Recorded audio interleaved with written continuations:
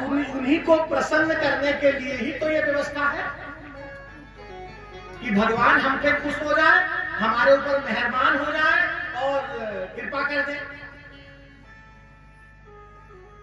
ताकि हमारा पुनरपि जननम पुनरपि मरणम पुनरपि जननी जठरे शयनम ये न हो और वो प्रसन्न हो जाए। तो उनके प्रसन्न होने के उपाय प्यारे जानते हैं क्या है?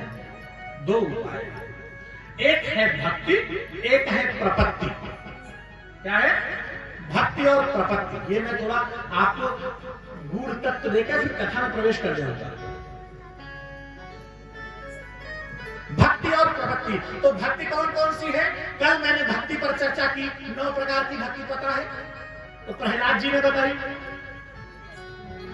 श्रवणम कीर्तनम विष्णु स्मरणम पाद सेवनम अर्चनम वंदनम दास्यम दास्यम सख्यमात्मनिवेदनम। ये तो प्रहलाद जी की भक्ति। और रामचरितमानस में 9 प्रकार की भक्ति। प्रथम भगति संतन कर संगा, यहां से लेकर आखिरी तक। नवम सरल सब सन छल ही ना, मम भरोस ही हर्ष नबीना। ये तो भक्ति। जहां भक्ति की बात की वहां ये सब हुए, क्योंकि इनका तो लंका जलाओ आनंद लाओ। अरे लंका फूके लगे देखो। तो ये तो भक्ति है। मेरे भाइयों, माताओं, बहनों, भैया लोग, आप लोग बड़े भाग्यशाली हो। अभी कथा में प्रवेश करूंगा, पर मूल मंत्र प्रभु की प्रेरणा से आ रहा है, वो आपको दे रहा हूं। क्या? कि 9 प्रकार की ये भक्ति। और ये जो 9 प्रकार की भक्ति है, शास्त्रों में कहीं कहीं अष्टधा भक्ति भी है। क्योंकि जो नवी भक्ति है, जिसको आत्मनिवेदन कहा गया है, वो तो अपना निवेदन, अपना समर्पण है। भक्ति तो वो 8 प्रकार में आ ही गई है। उसके साथ साथ एक और भक्ति है। क्या? सेवा भक्ति है। क्या भक्ति है? सेवा। भज धातु वै इत्येषाम् सेवायां परिकीर्तितः, तस्मात् सेवा बुधैर्प्रोक्ता भक्ति साधन भूयसी। एक ये भक्ति का चरण है। ये सारे माध्यम है जिनसे आप भगवान को पा जाओगे, कोई ना कोई एक माध्यम चुन के। मगर इन सब में एक सबसे विशेष बात है। क्या? वो है प्रपत्ति। प्रपत्ति जानते हैं क्या? थोड़ा सा ये भी चर्चा तो हो जाए, बातें तो हो ही जाती हैं।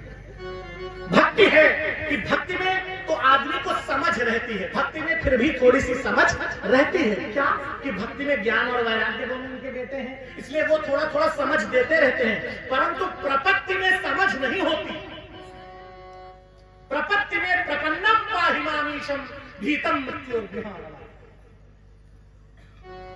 प्रपत्ति में तो हम तुम्हारे थे प्रभु जी।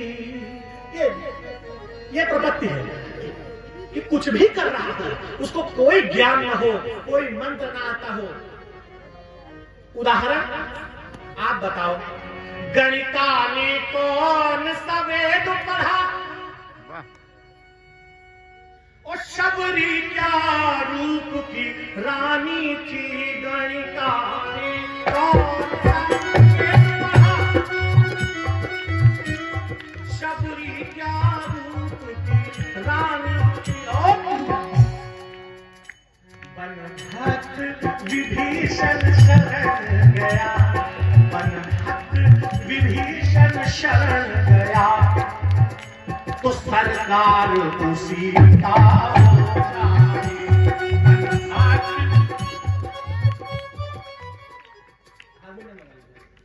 मेरे कहने का सिर्फ इतना मतलब है कि भक्त होके विभीषण शरण में चला गया। गणिका को कौन से वेद पता थे? सबरी कौन सा रूप की रानी थी? भगवान कैसे प्रसन्न हो गए? भैया एक बात जान लो, मजबूत आज बता देता हूं कि सिया राम तुम्हारे चरणों से। आप लोग सुन रहे हैं? पीछे वाले भैया लोग सुन रहे हैं? हाथ उठा दीजिए प्रभु, क्या सब लोग उठा दीजिए, मजा आ जाना चाहिए। क्या बात है, बोलो शंकर भगवान की, नाथ की। तो सिया राम तुम्हारे चरणों से जब प्रेम किसी का होगा, सिया राम तुम्हारे चरणों से जब प्रेम किसी का होगा, तो सिया राम तुम्हारे चरणों से जब प्रेम किसी का हो जाए, तब क्या होगा फिर भैया? तो दो चारों की तो बात नहीं, दो चारों की तो बात नहीं, ये संसार उसी का हो जाए, दो चारों की तो बात नहीं, संसार उसी का हो जाए, सिया राम तुम्हारे चरणों से।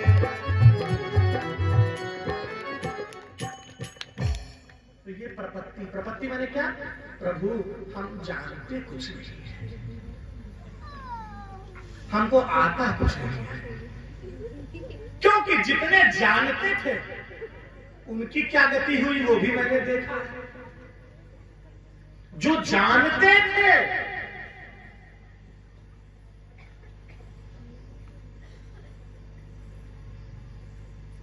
यदि मानुष है तो मैं मारूंगा, और प्रभु है तो मारा जाऊंगा। जय हो। बताओ जानता कि नहीं जानता? यदि मानुष है तो मैं मारूंगा, प्रभु है तो मारा जाऊंगा।